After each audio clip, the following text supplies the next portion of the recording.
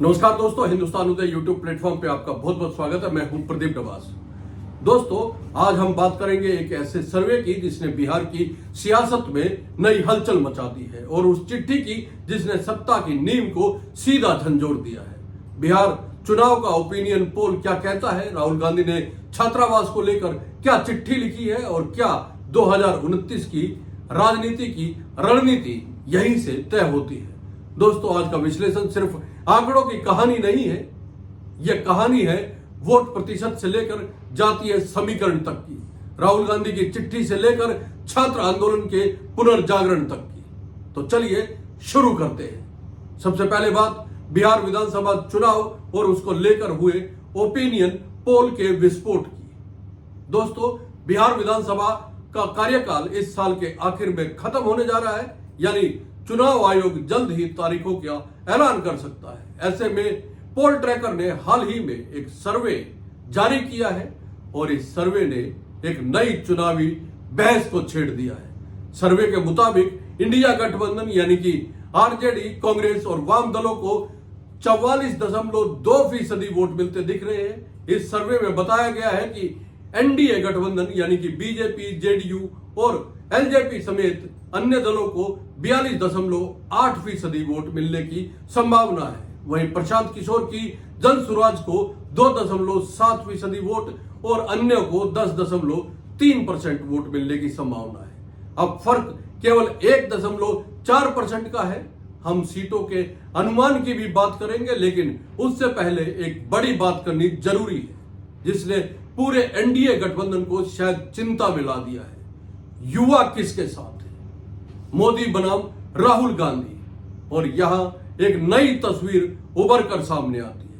सर्वे कहता है कि राहुल गांधी को 47% युवाओं का समर्थन हासिल है, जबकि नरेंद्र मोदी को 39% युवा पसंद कर रहे हैं और बाकी 14% तेजस्वी यादव, चिराग पासवान जैसे नेताओं के बीच। यानी युवाओं में राहुल गांधी की नई छवि बन रही है, एक जमीनी नेता की छवि, एक छात्र नेता की छवि और एक संवेदनशील नेता की छवि। बिहार में सीटों के अनुमान की अगर हम बात करें तो सर्वे कहता है कि इंडिया गठबंधन को 126 सीटें जाती हुई दिख रही है, जबकि एनडीए को 112 सीटें, वही जन सुराज को 1 या 2 सीटों मिलने का अनुमान है। यानी कि 243 सदस्यीय विधानसभा में इंडिया गठबंधन बहुमत की ओर बढ़ता दिख रहा है। बिहार में नेतृत्व पसंद की भी बात करनी बेहद जरूरी है, तेजस्वी यादव या फिर नीतीश कुमार। दोस्तों, सर्वे में जब जनता से पूछा गया कि अगला मुख्यमंत्री कौन होना चाहिए तो तेजस्वी यादव को 43% वोट मिले, जबकि नीतीश कुमार को 31%, प्रशांत किशोर को 9% और अन्य को 17%। इसमें सबसे बड़ा संकेत यह है कि तेजस्वी की लोकप्रियता को लगातार उछाल मिल रहा है, नीतीश की पकड़ ढीली होती जा रही है। लेकिन सबसे दिलचस्प बात यह नहीं बल्कि यह है कि प्रशांत किशोर को भी ठीक ठाक समर्थन मिलता हुआ दिख रहा है, जो बताता है कि तीसरे विकल्प के लिए बिहार में जमीन तैयार हो रही है। अब बात करते हैं कि बिहार में 2020 और 2025 के बीच में क्या बदला है। 2020 में एनडीए ने 125 सीटें जीतकर सरकार बनाई थी, जिसमें बीजेपी को 74 सीटें मिली थी, जेडीयू को 43 सीटें, वीआईपी हमको 8 सीटें। वहीं महागठबंधन की बात करें तो आरजेडी को 75 सीटें, कांग्रेस को 19, वाम दलों को 16 सीटें मिली थी। लेकिन इस बार समीकरण अलग है, जेडीयू का प्रभाव घटा है और तेजस्वी का चेहरा मजबूत हुआ है।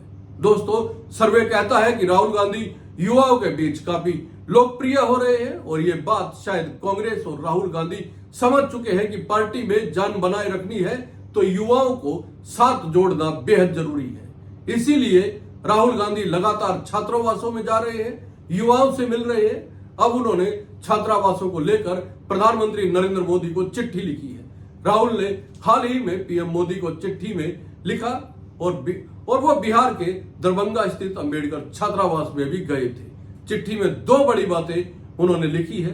पहला, छात्रावास की बदहाली और दूसरा, स्कॉलरशिप में देरी।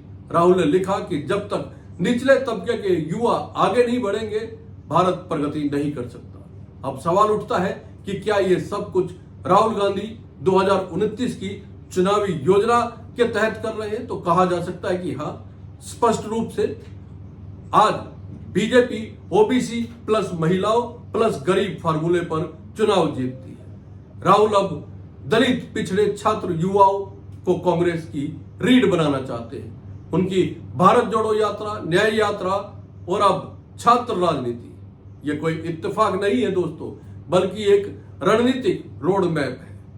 और आज पोल ट्रैक का यह सर्वे आने के बाद कहा जा सकता है कि राहुल गांधी बेहद समझदारी के साथ युवाओं को पार्टी के साथ जोड़ने की कोशिश कर रहे हैं। आपका क्या मानना है राहुल गांधी के इन प्रयासों को लेके और पोल ट्रैक के सर्वे को लेके? कमेंट जरूर कीजिएगा दोस्तों। और यह वीडियो अगर आपको अच्छा लगे तो लाइक शेयर करना ना भूलें, चैनल को सब्सक्राइब भी करें। जय हिंद, नमस्कार।